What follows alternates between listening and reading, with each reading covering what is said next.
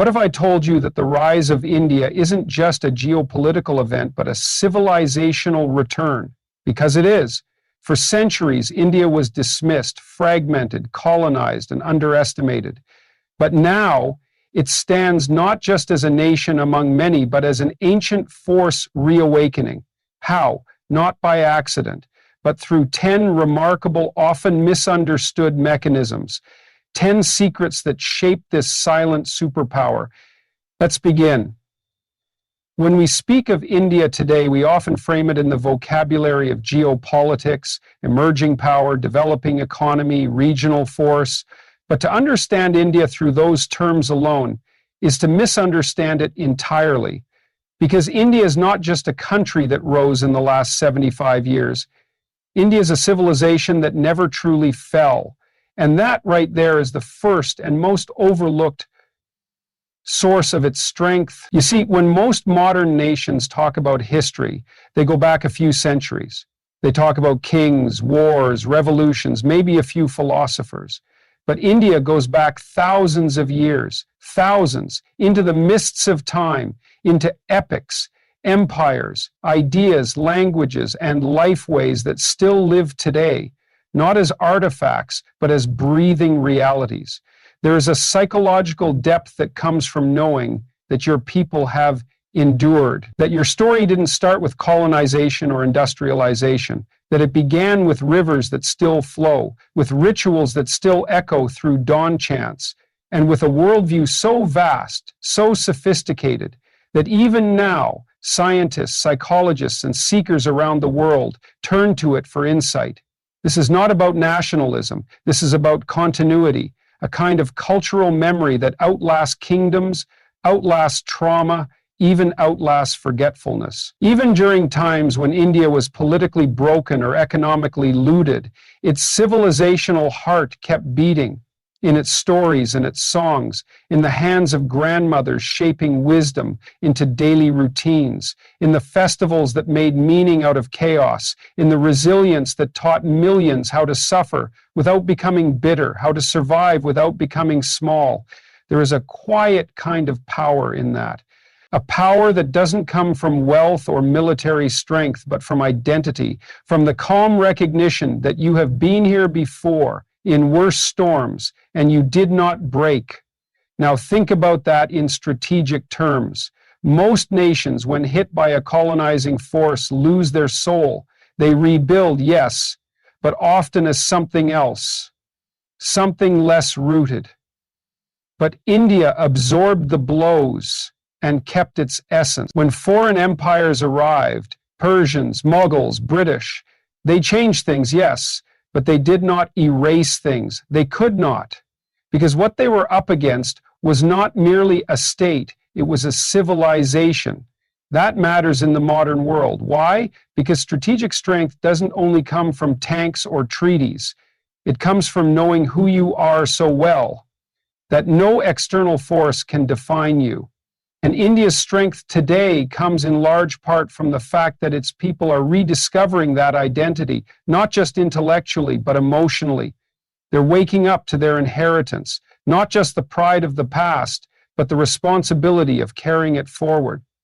There is a fire being rekindled across generations, young minds who write code by day and chant ancient mantras by night, engineers who respect the earth, not because it's trendy, but because they were taught it's sacred, artists, scientists, soldiers, teachers, each slowly realizing that they are not the children of a broken colony, but the torchbearers of one of humanity's oldest wisdom traditions.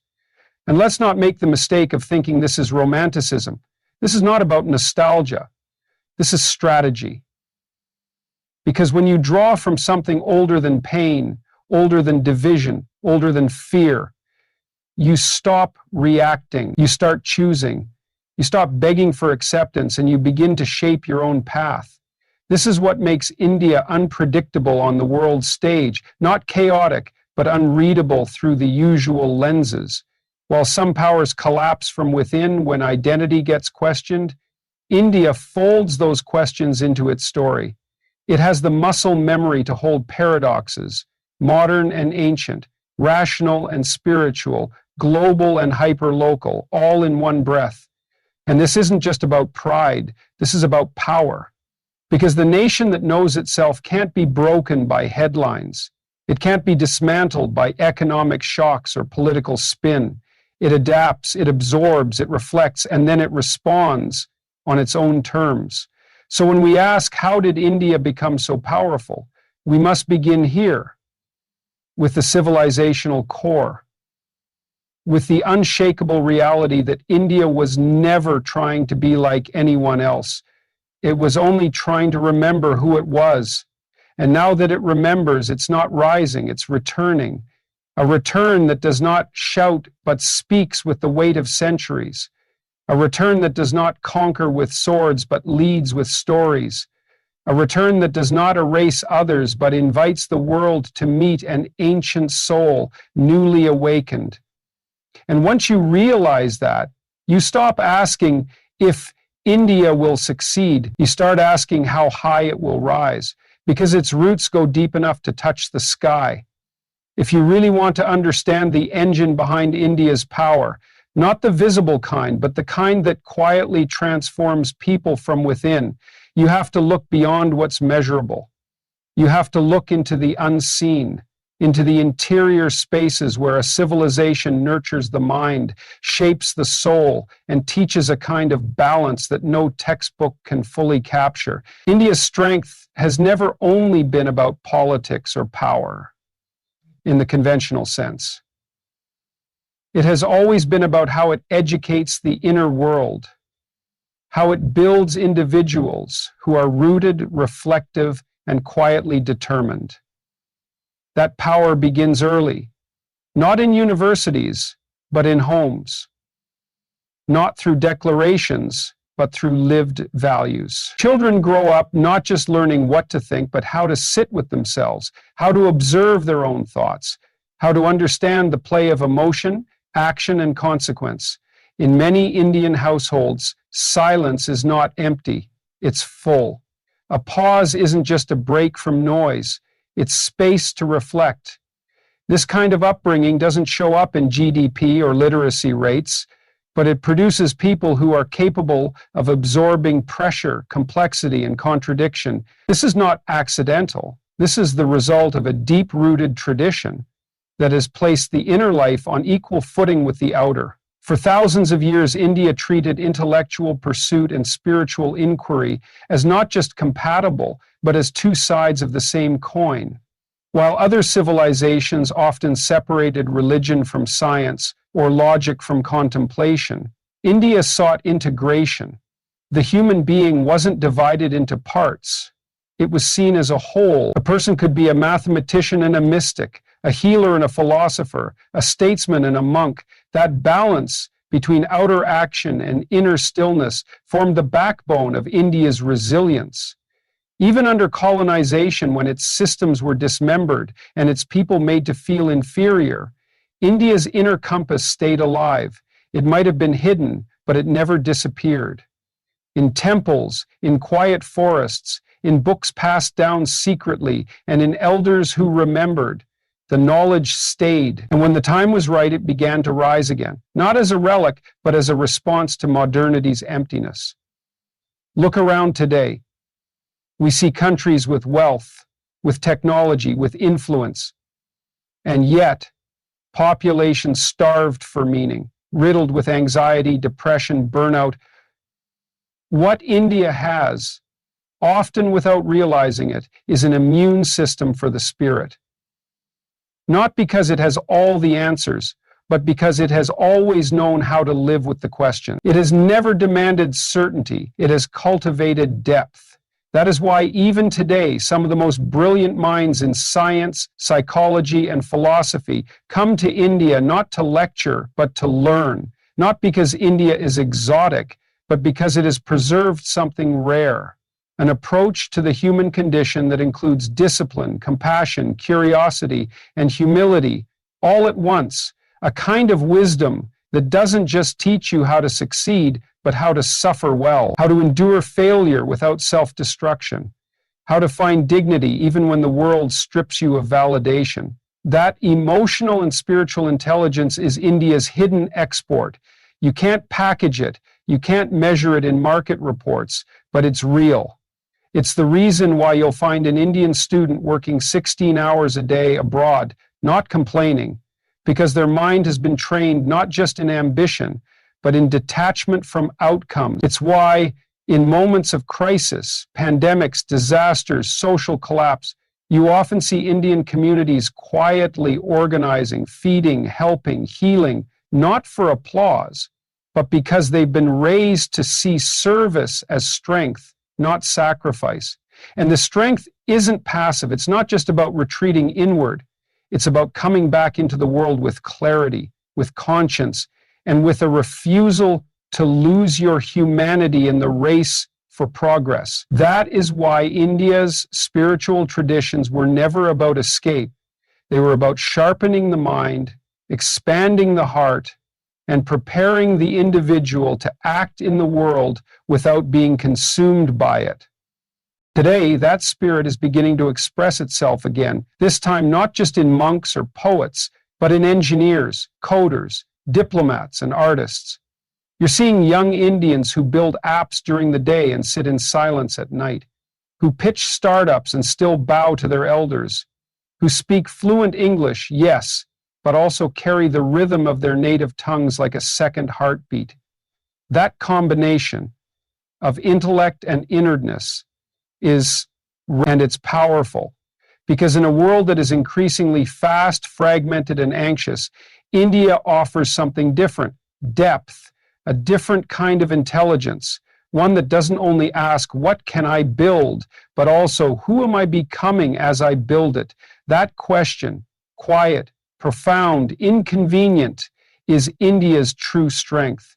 It's why its rise feels so different, not like an explosion, but like a sunrise, not loud, but unstoppable. And in that slow, patient illumination, there is a reminder to the world that real power doesn't just come from knowing how to win. It comes from knowing why you're playing at all. There is a kind of strength that the world often misunderstands. It doesn't come wrapped in noise or aggression. It doesn't demand attention. It doesn't declare itself with flags and slogans. It waits, it watches, it listens, and when the moment is right, it moves, not to impress, but to endure, to reshape, to grow. This kind of strength is what India has mastered, not through theory, but through lived history. It is the strength of strategic patience. For centuries, India has absorbed more trauma than most civilizations could survive. It has been invaded, ruled, looted, partitioned, misunderstood, and misrepresented. It has been told repeatedly that it is too slow, too poor, too chaotic, too spiritual to ever be a real power. And yet, every time it was pushed down, it found a way to rise, not suddenly, but steadily, not with rage, but with resolve. The world often celebrates the quick, the loud, the dominant, but India's genius has always been different. It lies in how it adapts, how it learns, how it endures without losing its essence. When foreign armies came, India didn't simply fight or flee, it absorbed, it studied them, it adapted their tools, their systems, even their languages, but it never let go of its core identity.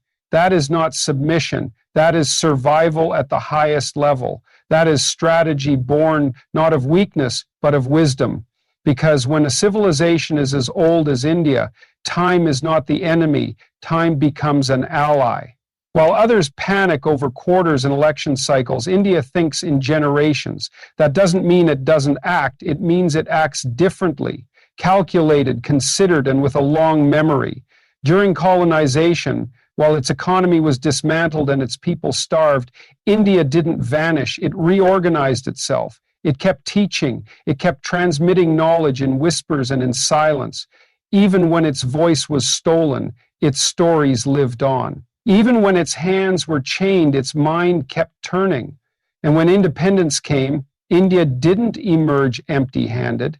It emerged with an inner compass, built not by rebels alone, but by thinkers, artists, saints, reformers, and ordinary people who carried fragments of wisdom across dark decades. That's why even today, when India faces external pressure, be it in diplomacy, war, trade, or ideology, it rarely rushes to respond. It does not react the way other nations might. That isn't indecision, that's discernment. It studies, it absorbs, it considers every angle, not because it's confused, but because it knows the cost of impulsive moves. And once the response comes, it is often unexpected, unconventional, and deeply rooted in its own worldview. This patience doesn't make India slow. It makes it durable. It makes it capable of change without collapse. Look at its democracy. In a country of over 1 billion people with hundreds of languages, dozens of religions, and every imaginable social layer, chaos could have been the norm. But instead, you see order. Not perfect, but persistent. You see a people who have learned not only to speak, but to listen, to argue without falling apart, to protest without burning the house down. That's not just political maturity, that's cultural wisdom passed down over centuries of navigating diversity. Even in modern development, India has not blindly copied models that worked elsewhere. It's taken its time, it's made mistakes. It's turned back and tried again, because the goal has never been to rush ahead for applause. It's to build something that lasts, something that doesn't collapse at the first crisis. You can see this in how it's embraced technology, not as a toy for the elite, but as a bridge for the... You see it in how it approaches sustainability, not because the world demands it, but because the culture itself values balance with nature. Adaptability doesn't mean giving in. It means being fluid without losing shape. And that's exactly what India has done. It has reinvented itself dozens of times through kings and republics, through foreign rule and independence, through famine and boom. Each time it bends, but does not break. It changes form, but not substance. And now, as the world shifts again, through artificial intelligence, climate change, rising authoritarianism, India is entering a new phase, not as a follower, but as a shaper. But it won't shape the world with arrogance. It will do it the way it always has, by watching closely, moving deliberately, and letting its actions speak over time.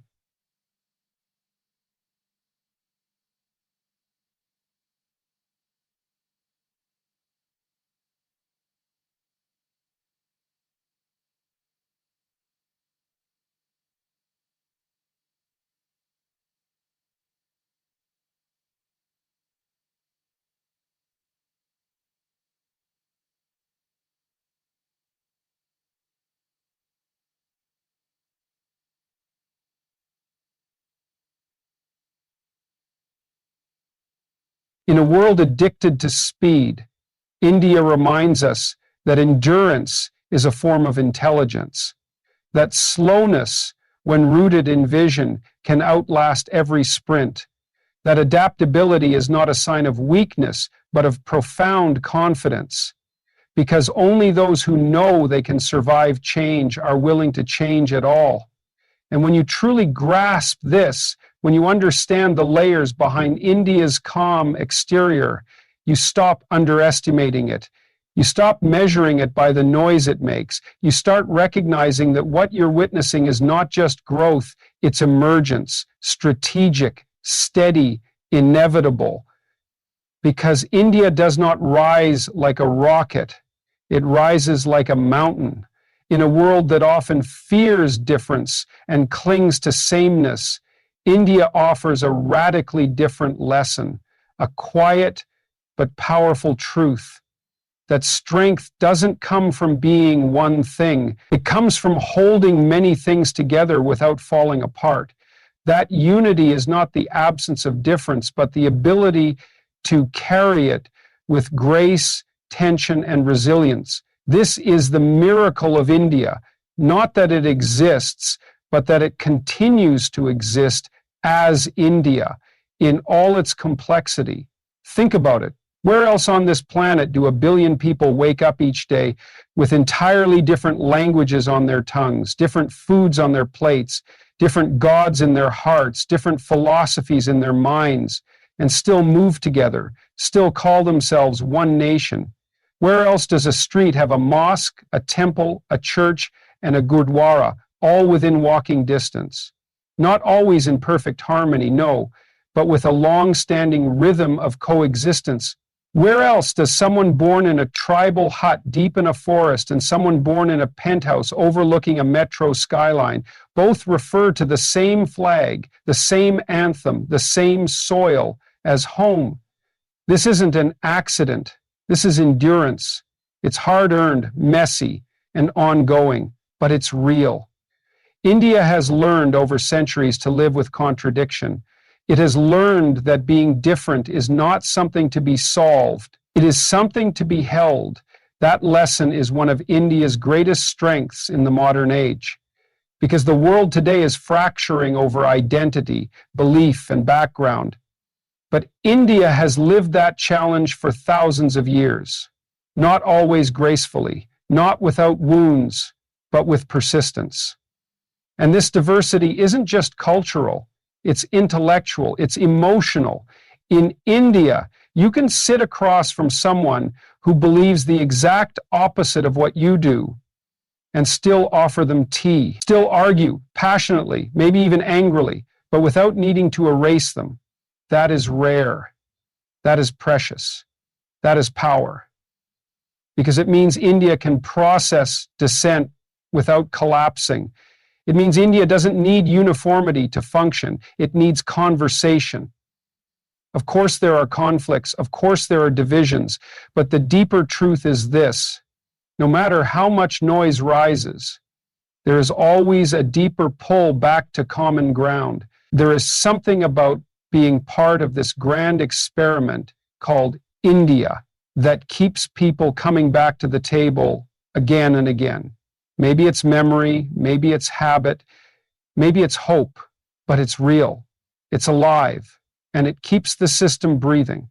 This is why, when the world looks at India and says, how can such a diverse place survive? The answer is simple: because it never tried to erase the difference. It learned to carry it, and in that act of carrying, it became stronger. Because diversity forces dialogue. It teaches patience. It builds emotional muscles that pure efficiency never could.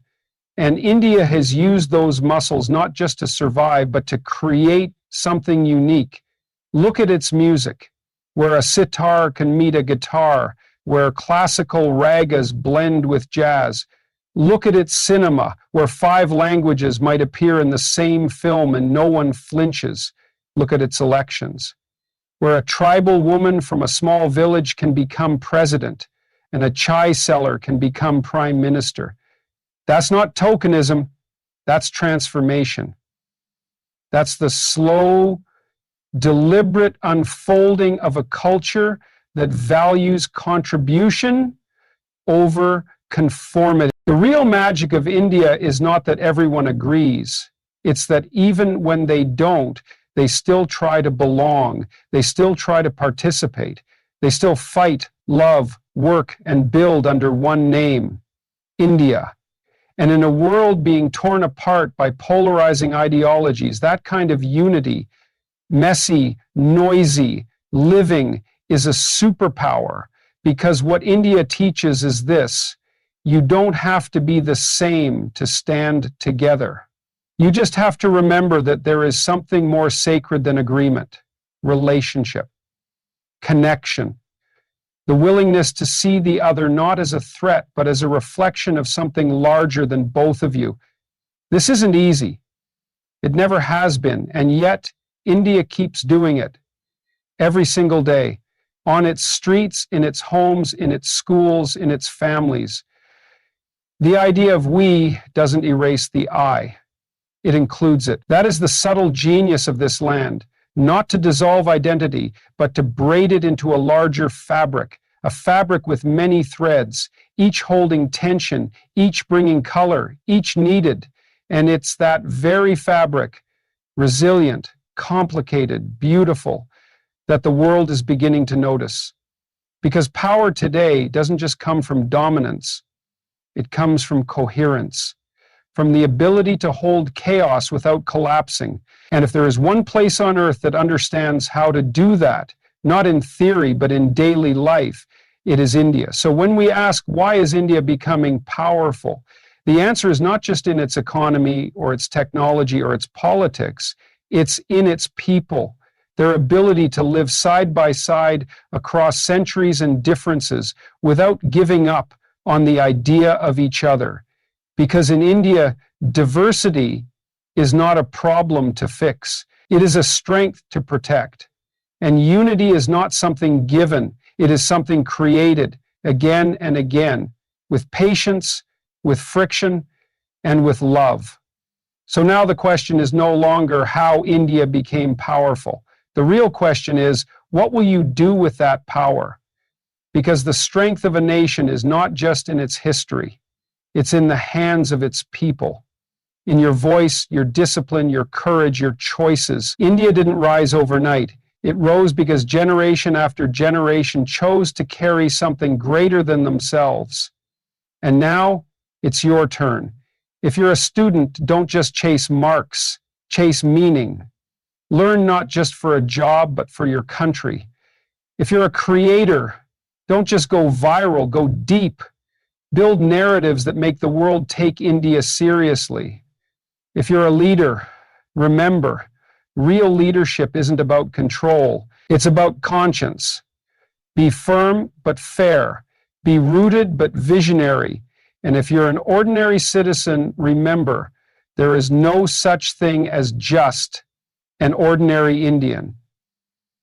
Every time you speak the truth, every time you choose patience over hatred, every time you extend your hand instead of pointing a finger, you build the nation. The world is watching. But more importantly, history is listening. What will your chapter say? If this message stirred something in you, don't let it end here. Like, share, and comment below what you believe is India's greatest strength. And if you haven't already, subscribe, because this is just the beginning of a deeper conversation, not about who we were, but who we're becoming.